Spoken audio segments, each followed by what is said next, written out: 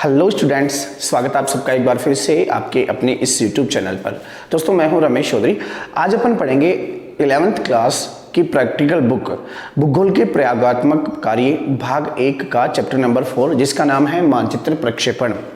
दोस्तों मानचित्र प्रक्षेपण शुरू करने से पहले आप 1 मिनट लो और इस वीडियो को शेयर करो अपने फ्रेंड्स के पास में।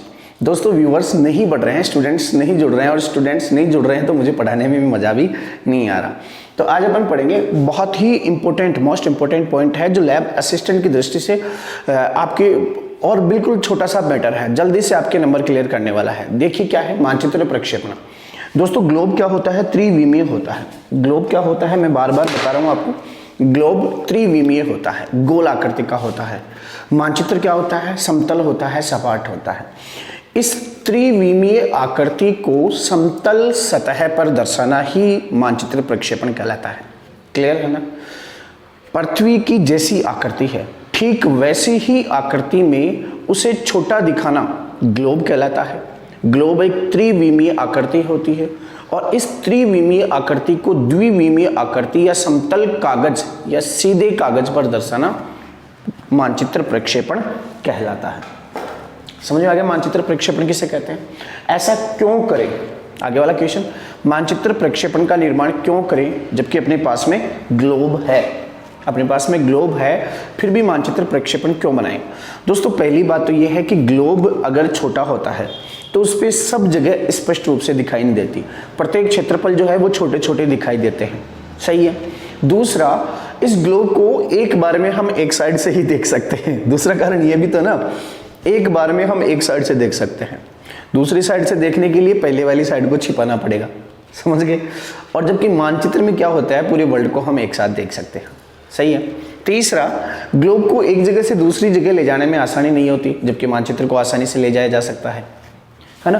तो ऐसे कुछ कारण हैं जिनकी वजह से क्या होता है, हमें प्रक्षेपण का निर्माण करते हैं। या फिर जैसे कोई क्लासरूम है या फिर कोई पर्यटन स्थल को दिखाने के लिए तो बड़े बड़े जो चित्र बनाए जाएंगे वो मानचित्र प्रक्षेपण के बनाए जा सकते हैं, ग्लोब के नहीं बनाए जा सकते, क्योंकि एक बहुत बड़ा ग्लोब जो होगा ना उसे एक स्थान से दूसरे स्थान पर ले जाने में बहुत ज़्यादा समस्या होगी। इसलिए क्या करते हैं, हम मानचित्र प्रक्षेपण का निर्माण करते हैं। मानचित्र प्रक्षेपण के तत्व क्या क्या होते हैं? आगे वाला पॉइंट है मानचित्र प्रक्षेपण के तत्व।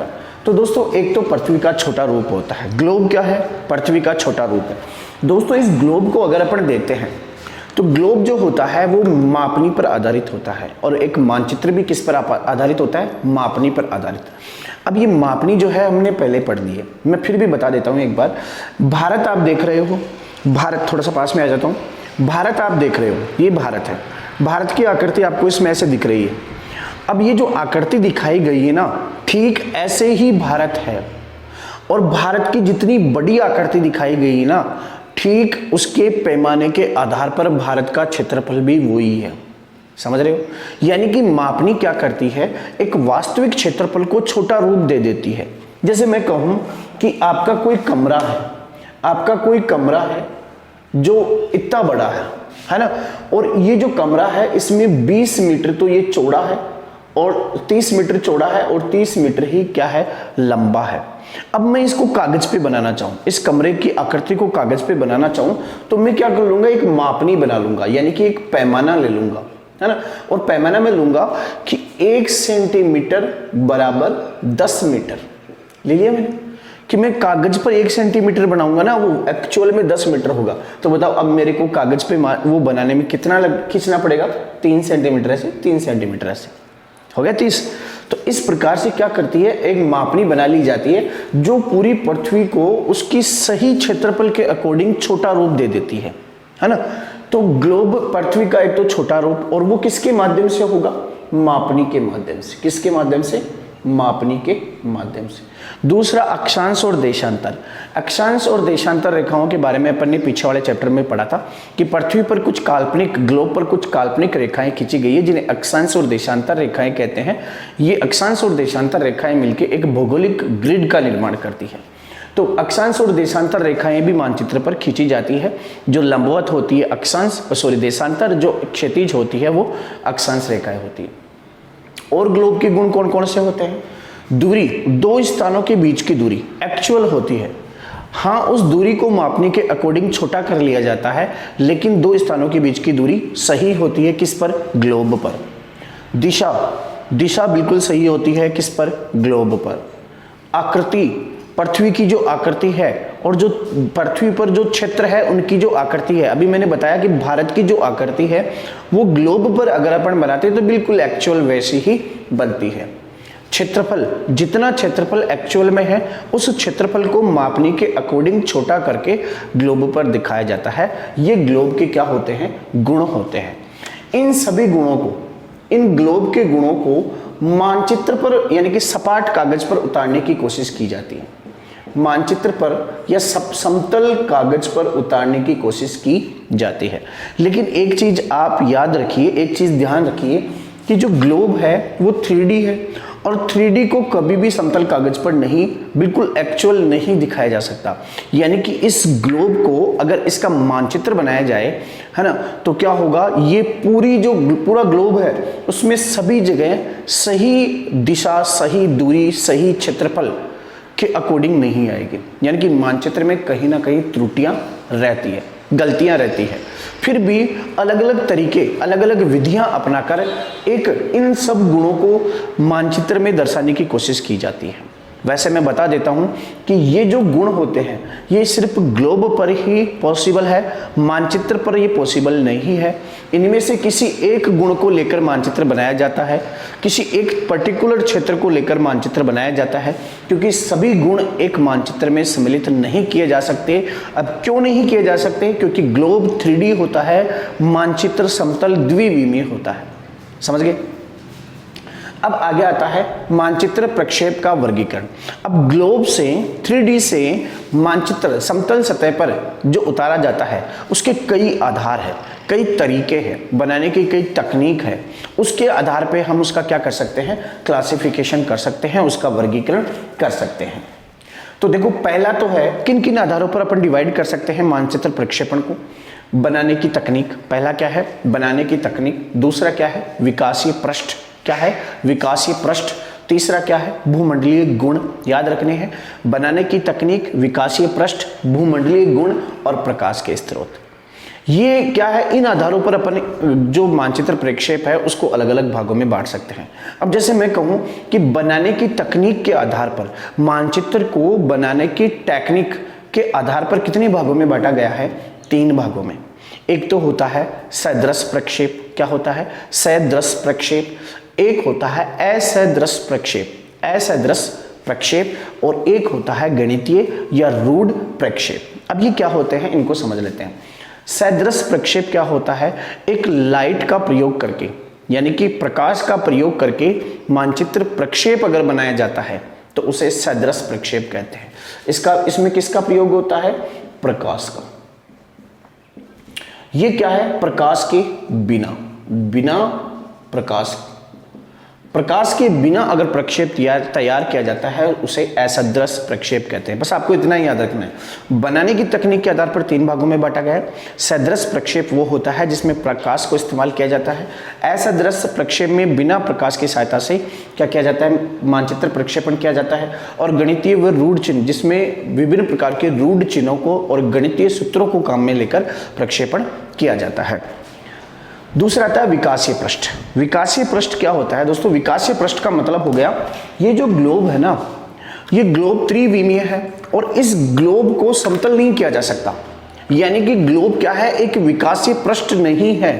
ग्लोब को अगर समतल करेंगे तो ग्लोब समतल नहीं हो पाएगा, इसमें बीच में ऐसे ऐसे हो जाएगा। अगर इसे हम काटकर समतल भी करने की कोशिश करेंगे तो, बराबर करने की कोशिश करेंगे तो ग्लोब क्या है? एक अविकासीय पृष्ठ है। ग्लोब याद रखना है, ग्लोब क्या है? त्रिविमीय है, अविकासीय पृष्ठ है, पृथ्वी की एग्जैक्ट आकृति है। तो ग्लोब क्या है? अविकासीय पृष्ठ है। फिर इसे विकासीय पृष्ठ में दिखाया जाता है। विकासीय पृष्ठ क्या होता है? जिसे आसानी से समतल कर ले, जिसे फैला ले, है ना। अब फैला किसको सकते हैं? बेलन को फैला सकते हैं, बेलन शंकु को फैला सकते हैं, और समतल कागज को भी फैलाया हुआ ही रहता है। देखिए, बेलन आप लोग जानते होंगे, बेलन क्या होता है? घर पे मम्मी खाना बनाती है ना, मम्मी खाना बनाती है घर पे, उसको क्या कहते हैं? बेलन कहते हैं, है ना। और पढ़ोगे लिखोगे तो फिर तुम्हारे भी खाना बनाने वाली आएगी, है ना, और नहीं पढ़ोगे तो खुद को ही बनाना पड़ेगा, क्योंकि भारत का लिंगानुपात बहुत कम है। तो इस तरीके से एक गोल आकृति बना ली जाती है ना, उसे क्या कहते हैं, बेलन कहते हैं। बताओ इस बेलन को समतल किया जा सकता है क्या? कर दिया ना, समतल किया जा सकता है। शंकु क्या होता है? शंकु कुछ इस प्रकार की आकृति होती है, कुछ इस प्रकार की आकृति होती है, इसे भी समतल किया जा सकता है, और समतल कागज तो बिल्कुल समतल होता ही है। अच्छा, इनका इस्तेमाल करके यानी कि कागज को बेलनाकार बना के, शंक्वाकार शंकु के आकार का बना के, या फिर समतल रख के भी क्या किया जा सकता है, मानचित्र प्रक्षेपण किया जा सकता है। अब बेलनाकार बना के कैसे, ये बेलनाकार जो प्रक्षेपण है इसको हम थोड़ा सा आगे देखते हैं। यानी कि ग्लोब को क्या करेंगे, पूरे बेलन की तरह लपेट देंगे। देख ही लेते हैं ग्लोब क्या होता है। इस ग्लोब को पूरे बेलन की तरह लपेट देंगे, है ना। अभी मैं डिटेल से आपको समझाता हूं, पहले आगे अपन एक बार इसको पढ़ लेते हैं। समतल सतह, समतल सतह का मतलब होता है शंकु में ग्लोब को, शंकु बनाकर ग्लोब को क्या किया जाता है, उस शंकु से ढका जाता है कुछ इस तरीके से, शंक्वाकार आकृति में, है ना। अगर उसे ढक लिया जाता है ग्लोब को, यानी कि शंकु कैसा होगा आपका, कुछ इस प्रकार का होगा। आप जानते होंगे शंकु तो, यानी कि ये बनने में नहीं आ रहा, तो शंकु कुछ जो होगा ना वो कुछ इस आकृति का होगा, जिसमें क्या होगा, किसी भी क्षेत्र को अगर अपने को दर्शाना है तो शंकु बनाकर ग्लोब से उस क्षेत्र को ढक लेंगे, है ना। अभी डिटेल से पढ़ेंगे अपन। समतल क्या होता है, अब समतल यानी कि एक समतल कागज लेंगे और इसको त्रियक के रूप, अभिलंब का मतलब होता है विषुवत रेखा के आसपास ऐसे लगा लेंगे।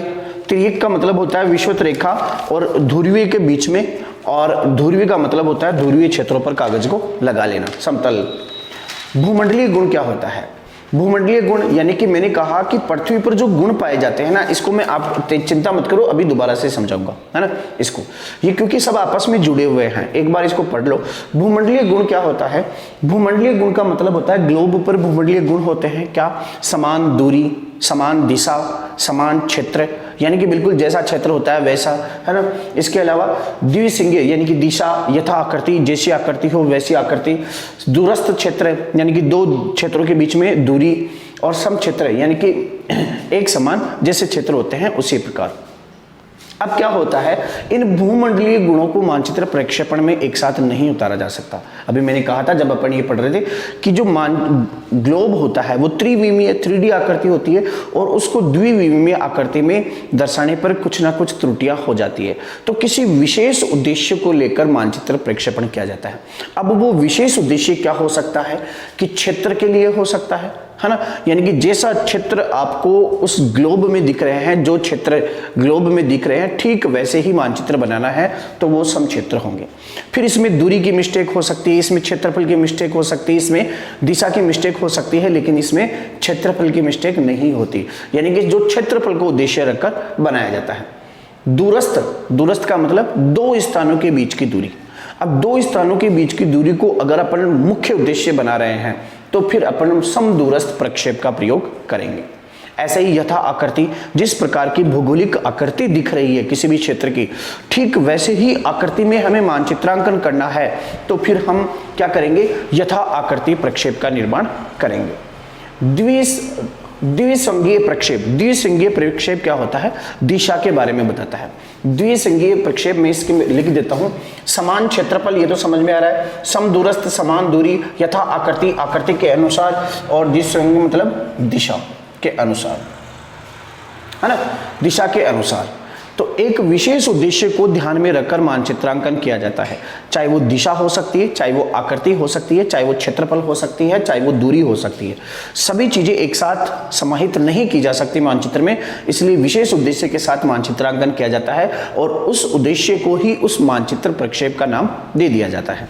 क्लियर है। प्रकाश के स्रोत, अभी अपन ने देखा, अब अपने जो पॉइंट है ना वो मैच होंगे, यहां ये वाला और ये वाला तीनों पॉइंट मैच होंगे। अब आपको समझ में आएगा, है ना, घबराना नहीं है, बिल्कुल शांति से समझना है। देखो, प्रकाश के स्रोत, अभी अपन ने पढ़ा कि बनाने की तकनीक के आधार पर मानचित्र प्रक्षेप को 3 भागों में बांटा गया है, ये अपन ने देखा। तो अब अपन लेते हैं किसको, सदृश प्रक्षेप को। सदृश प्रक्षेप यानी कि प्रकाश का इस्तेमाल करके बनाया गया मानचित्र प्रक्षेप। तो ये रहा आपका प्रकाश के द्वारा बनाया गया मानचित्र प्रक्षेप। अब प्रकाश का प्रयोग कर रहे हैं, लेकिन वो किस तरीके से कर रहे हैं उसके आधार पर भी हम इसे बांट सकते हैं। मैं इसको यहां लिख देता हूं, सदृश प्रक्षेप, है ना। सदृश प्रक्षेप में प्रकाश का इस्तेमाल होता है, और प्रकाश का किस तरीके से इस्तेमाल हो उसे भी 3 भागों में बांट दिया, नोमोनिक, त्रिविम और लंबकोणीय। कौन कौन से हो गए, नोमोनिक, त्रिविमीय और लंबकोणीय। 3 प्रकार से जो प्रकाश है उसका इस्तेमाल होता है। नोमोनिक जो है, अच्छा सॉरी, जो 3 प्रकार से इसका इस्तेमाल होता है, नोमोनिक, त्रिविम और लंबकोणीय। अब ये होते क्या है, देखिए, नोमोनिक प्रक्षेप क्या होता है, त्रिविमी क्या होता है और लंबकोणीय क्या होता है। प्रकाश का इस्तेमाल होगा इसमें, यानी कि एक बल्ब का, किसी मोमबत्ती का या किसी हैलोजन का, लाइट का, कुल मिला के बैटरी का इस्तेमाल होगा। अब क्या होता है, हम इसको और इसको पहले जोड़ लेते हैं, इसको प्रकाश वाले को और विकासीय पृष्ठ को जोड़ लेते हैं। अभी अपन ने देखा कि ग्लोब क्या होता है, अविकासीय पृष्ठ होता है, और उसे समतल सतह पर दर्शाना, यानी कि शंकु के आकार में, बेलना आकार में, या फिर समतल कागज, ये क्या है, ये विकासीय पृष्ठ है। समतल कागज भी विकासीय पृष्ठ है, बेलनाकार भी विकासीय पृष्ठ है, और शंकु भी क्या है, विकासीय पृष्ठ है। अब आप इसको छोड़िए, आप यहां देखिए, अपन बना रहे हैं बेलनाकार प्रक्षेप। बेलनाकार प्रक्षेप बना रहे हैं, तो ये क्या है, अपना ग्लोब है ना। अब अपन क्या करेंगे, कागज को क्या करेंगे, बेलन के आकार में इस ग्लोब को लपेट लेंगे। कुछ इस तरीके से आपका कागज जो है इस ग्लोब के चारों ओर आ जाएगा। लपेट लिया, ये क्या है, कागज है। कागज को बेलन की आकृति बनाकर इस ग्लोब के चारों तरफ अपन ने लपेट लिया, सही है। तो ये कौन सा प्रक्षेप बनेगा, बेलनाकार प्रक्षेप। अब इसमें ऐसे लपेटने से क्या होगा सर, लपेटने से होगा, लपेटने से क्या होगा, प्रकाश के स्रोत को इस्तेमाल लेंगे। क्या, नोमोनिक क्या होता है कि इस ग्लोब के केंद्र में क्या कर दिया अपन ने, बल्ब जला दिया। ग्लोब के केंद्र में ये क्या है, ये बल्ब है ना, लाइट, क्या है, लाइट है, ये लाइट जला दी। अब ये लाइट जब जलेगी ना, तो इस ग्लोब की परिधि पर जो भी चित्र बने हुए हैं, जो भी आकृतियां बनी हुई है, जो भी अक्षांश और देशांतर बने हुए हैं, वो किस पे दिखने लग जाएंगे, इस बेलन वाले कागज पे दिखने लग जाएंगे। यानी कि जो कागज का अपन ने बेलन बना के इस ग्लोब को लपेटा ना, इस पे ये दिखने लग जाएंगे। क्लियर है, तो यहां पर ये दिखने लग जाएंगे, तो हम इसे यहां पर उतार लेंगे।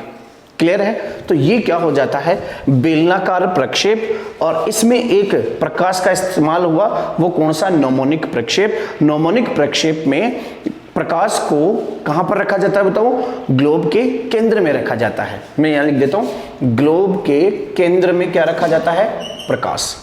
क्लियर है, ऐसे ही शंक्वाकार होता है। अब इसको तो आप केंद्र में रख के ही देख लो, शंक्वाकार क्या होता है। शंक्वा, हवा काफी अच्छी चल रही है ना। शंक्वाकार क्या होता है, शंकु के आकार का, जिस जगह का हमें मानचित्र बनाना होता है, ग्लोब में जिस जगह का हमें मानचित्र बनाना होता है, वहां पर शंकु के आकार का एक कागज लेते हैं और इस ग्लोब को ऐसे ढक लेके, समझ गए आप लोग।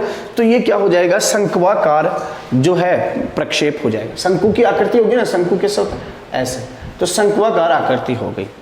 क्लियर है। फिर तीसरा होता है समतल, यानी कि ये कागज लिया और ये कागज लेकर क्या कर दिया अपन ने, ये कागज, समतल कागज लिया, देखिए यहां पर समतल कागज को लगा दिया, है ना। और फिर हमने बल्ब जलाया या लाइट प्रकाश का इस्तेमाल किया और फिर इस कागज पर इसको उतार लिया, तो ये क्या होता है, समतल, है ना, विकासीय पृष्ठ। अब ये कागज जो है ना, वो कहां पर लगाया जाए, ग्लोब में कहां पर लगाया जाए। अगर 0 डिग्री के आसपास, यानी कि विषुवत वृत्त पर, विषुवत वृत्त पर लगाया जाता है, तो उसे अभिलंब कहते हैं। क्या कहते हैं, अभिलंब, यानी कि 0 डिग्री पर अगर लगाया जाता है उसे अभिलंब कहते हैं। और अगर मध्य अक्षांशों पर लगाया जाता है, ग्लोब पर अगर मध्य अक्षांशों पर, अगर यहां पर लगाया जा रहा है, यहां पर तो क्या हो गया, अभिलंब। यहां पर लगाया जा रहा है तो क्या हो गया, तिर्यक। और यहां पर लगाया जा रहा है तो क्या हो गया, ध्रुवीय। ध्रुवीय, समझ गए। तो समतल कागज कहां पर लगाया जा रहा है, इसके विषुवत पर लगाया जा रहा है, मध्य अक्षांशों पर लगाया जा रहा है या ध्रुवों पर लगाया जा रहा है, उसके आधार पर इसके प्रकार हो जाते हैं, किसके, समतल कागज के मानचित्र प्रक्षेप के। अब इधर आ जाते हैं, ये नोमोनिक तो आपको समझ में आ गया। ये क्या पढ़ रहे हैं अपन, प्रकाश को कहां रखेंगे, तो एक को तो केंद्र में रख दिया, तो वो तो क्या हो गया, नोमोनिक। ये केंद्र में रखा हुआ, चलो हटा लो इसको, ये हटा लिया, है ना। अब हटाकर कहां लगाए, त्रिविम प्रक्षेप। त्रिविम प्रक्षेप क्या होता है, परिधि पर, ये यहां पे जला लिया, ये पेड़ नहीं है तो ये क्या है, पेड़ बन गया, ये लो बल्ब, यहां पे बल्ब जला दिया परिधि पर, यानी कि ग्लोब के इस साइड में अपन कागज लगा रखे, समतल कागज लगा रखे, मान लो कि तिर्यक लगा रखे, मध्य अक्षांशों पर लगा रखे, और इस परिधि पर बल्ब जला दे, दूसरी साइड की परिधि पर बल्ब जला दे, तो उसे हम क्या कहेंगे, उसे कहेंगे त्रिविम प्रक्षेप। क्या कहेंगे, त्रिविम प्रक्षेप। और लंब कोणीय प्रक्षेप क्या होता है, लंब कोणीय प्रक्षेप का मतलब होता है ग्लोब से काफी दूर प्रकाश को रखा जाता है, ग्लोब की परिधि के पास में रखा जाता है तो वो त्रिविम होता है, ग्लोब के केंद्र में रखा जाता है तो वो नोमोनिक होता है, और ग्लोब से काफी दूर रखा जाता है तो वो क्या होता है, लंब कोणीय प्रक्षेप होता है। ये प्रक्षेपों का वर्गीकरण हो गया। अब आपकी जो लैब असिस्टेंट की जो एग्जाम है उसमें 2 प्रकार के प्रक्षेपों के बारे में पूछा है, और वो 2 प्रकार के प्रक्षेप कौन कौन से हैं, एक तो है शंकु प्रक्षेप और एक है सम क्षेत्रफल प्रक्षेप। 2 प्रकार के प्रक्षेपों के बारे में पूछा है, शंकु क्षेत्रफल और सम क्षेत्रफल प्रक्षेप। और इन प्रक्षेपों को हम जो है, मैं यहाँ पर ना बताकर तुम्हें पेन और पेपर की सहायता से नोटबुक पर बताऊंगा, है ना, जिसमें सिर्फ मेरी शक्ल नहीं दिखेगी, बाकी आपको पेन पेपर दिख जाएंगे। तो अपन बेलनाकार, शंकुआ आकार और सम क्षेत्र, कौन सा है, सम क्षेत्र का दे रखा है, या तो सम क्षेत्र जो भी है वो अपन दोनों 2 प्रकार के मानचित्र प्रक्षेप दे रखे हैं, दोनों अपन क्लियर करते हैं।